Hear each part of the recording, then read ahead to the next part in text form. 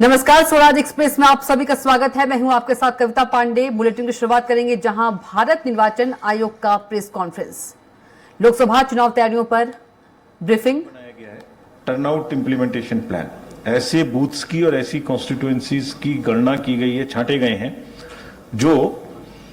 जिन पर वोटिंग कम हुई है। तो वहां क्यों कम हुई है, कलेक्टर साहब लोग जाके पर्सनली अपने माध्यम से देखेंगे, मनाने की कोशिश करेंगे, उनसे रिक्वेस्ट करेंगे, उनसे गुहार लगाएंगे कि भाई जरूर आइए, लोकतंत्र में भागीदारी करिए। टेक्नोलॉजी का बहुत विस्तृत तरीके से हम इलेक्शंस में इस्तेमाल करने जा रहे हैं। हर पक्ष हमारा टेक्नोलॉजी पर है और इसका कारण यह भी है कि हम हर चीज जो करते हैं चुनाव आयोग में, वो सबसे पहले टेक्नोलॉजी के माध्यम से सबको बताना चाहते हैं। ये कर रहे हैं डिस्क्लोजर डिस्क्लोजर डिस्क्लोजर, यानी पारदर्शिता सबसे ज्यादा होनी चाहिए। जो काम हम कर रहे हैं वो आपकी सबकी स्क्रूटनी में होना चाहिए कि हम ठीक कर रहे हैं कि नहीं कर रहे हैं, कोई पक्षपात तो नहीं कर रहे हैं।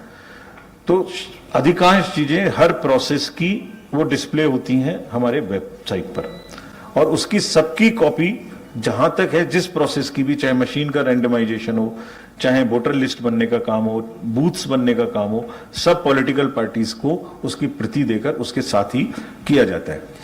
तो 3 एप्लीकेशंस हैं जिसके बारे में मैं खास तौर से आपसे रिक्वेस्ट करूंगा कि आप भी इनको थोड़ा एम्पलीफाई करिए, प्रोपोगेट करिए।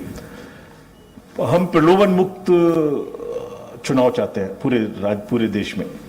अभी 11 चुनाव पिछले जो हुए हैं लगातार, उनमें हिंसा या रीपोल की कोई घटनाएं नहीं घटी हैं। तो हम एक बहुत क्लीन स्लेट पे 2024 में निष्पक्ष करने की उसमें जा रहे हैं।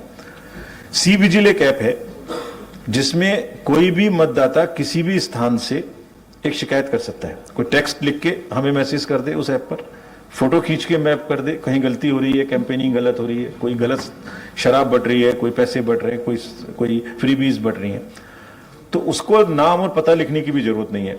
उसका लॉन्गिट्यूड लैटिट्यूड देख के हम खुद समझ जाएंगे कि वो कहां खड़ा हुआ है, कहां से शिकायत की है। और बूथ के 2 किलोमीटर के अंदर में हम बूथ पर कहीं ना कहीं से वोटर को सुविधा देते हैं। तो हमारी जो वैन है सेक्टर मजिस्ट्रेट की, वो बहुत नजदीक में है।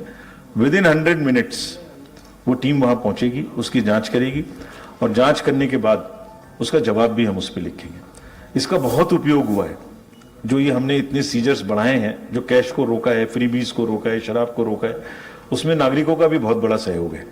तो मुझे पूरी उम्मीद है कि आप इसको फैलाएंगे और उत्तर प्रदेश के नागरिक भी निष्पक्ष चुनाव कराने में विजिलेंट रहेंगे, जागरूक बनेंगे, हमें सुविधा देंगे।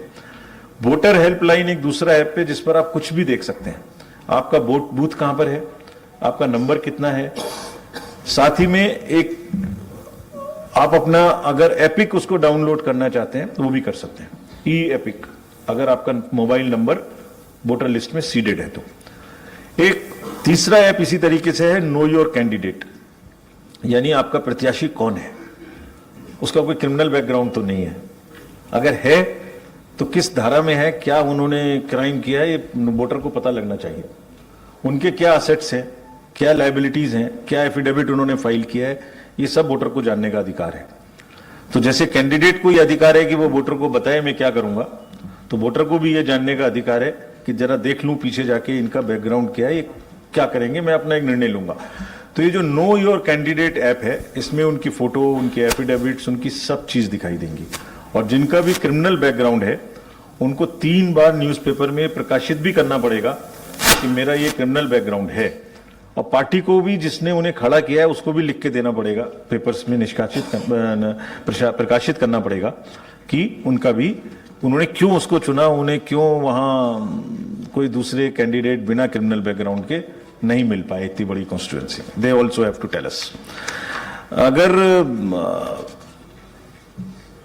प्रलोभन मुक्त चुनाव कराने के लिए हमने सारी सेंट्रल गवर्नमेंट की जितनी एनफोर्समेंट एजेंसीज हैं, income tax, customs, excise, BSF, narcotics, railways, सबसे बैठक की, और स्टेट गवर्नमेंट की डीएम और एसपीज के अलावा जितने भी पदाधिकारी हैं एक्साइज के, माइंस के, जो वो भी विभाग में देखते हैं, उन सबसे कंबाइंड बैठक की।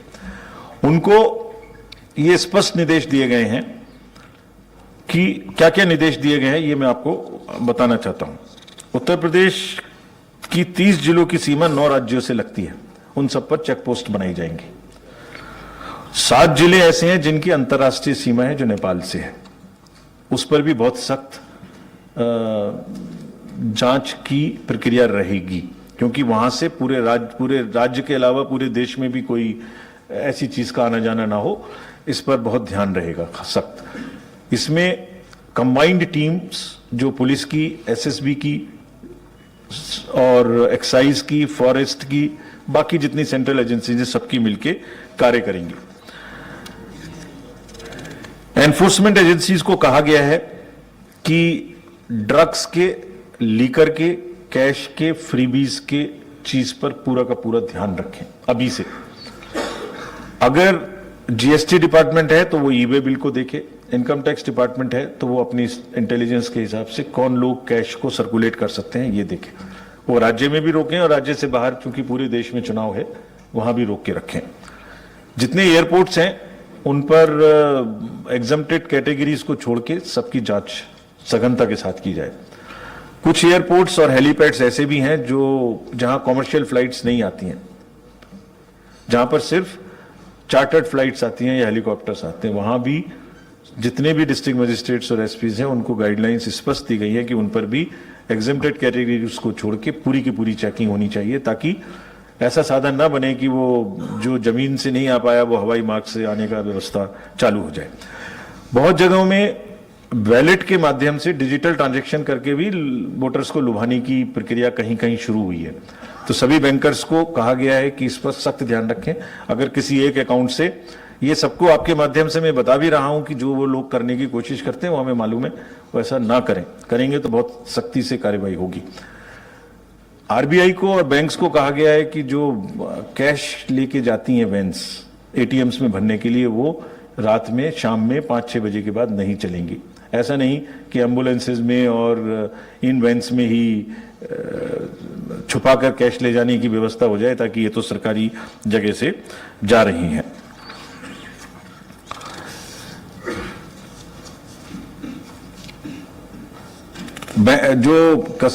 जो हमारे कैंडिडेट्स ने कहा था, पॉलिटिकल पार्टीज ने, कि उनको डिजिटल ट्रांजैक्शन करने में दिक्कत होती है, तो बैंकों को ताकीद कर दी गई है। आज उनका आंसर दे रहा हूं मैं कि उन्हें अप टू 50-50 वाली 4 चेकबुक्स, जिस दिन वो अकाउंट, एक हर कैंडिडेट को एक नया अकाउंट खोलना पड़ता है जब चुनाव में भाग लेते हैं, उसी से खर्चा करते हैं वो, और हमारी डायरेक्शन है कि सारा खर्चा उन्हें चेक से करना है, और चेक खत्म हो जाते हैं क्योंकि छोटा छोटा खर्चा भी है, तो 200 चेक की चेकबुक उन्हें एक बार में मिलेगी, और उसके बाद और जितना चाहेंगे वो पर्सनलाइज होके उनको मिल जाएगी। डीएम्स और एसपीज को बहुत सख्त हिदायत दी गई है कि उन्हें लेवल प्लेइंग फील्ड एस्टेब्लिश करनी ही करनी है, इसका कोई विकल्प नहीं है। किसी भी पार्टी के साथ में ऐसा व्यवहार नहीं होना चाहिए जो निष्पक्ष नहीं है। जो डीएम और एसपी के नीचे के जो पदाधिकारी हैं वो भी ऐसा ही करें, ये करने की जिम्मेदारी उनकी है। हम डीएम और एसपी को जिम्मेदार ठहराएंगे अगर उसके नीचे के पदाधिकारी भी किसी तरीके का पक्षपात करेंगे तो। ईवीएम का मूवमेंट सिर्फ सरकारी गाड़ियों में होगा, ये भी पॉलिटिकल पार्टीज ने डिमांड उठाई थी। सभी वोटर्स को समय से पहले 4, 5, 6, 7 दिन पहले वोटर इंफॉर्मेशन स्लिप्स डिस्ट्रीब्यूट की जाएंगे। ये भी एक रिक्वेस्ट करने का तरीका है कि आपका नंबर ये है और आप आइए, और जो उसको ना मिले, सबको मिलेगी वैसे तो, जिसको ना मिले वो हमारे नो योर वोटर हेल्पलाइन पर देख भी सकते हैं। बूथ्स को बहुत अच्छे तरीके से तैयारी करने के लिए कहा गया है, खासतौर से उन बूथ्स को जहां पर एक ही लोकेशन पर 5, 7, 10 से ज्यादा बूथ्स हैं। सभी जो ये भी मांग थी, जब वोटिंग खत्म हो जाएगी तो फॉर्म 17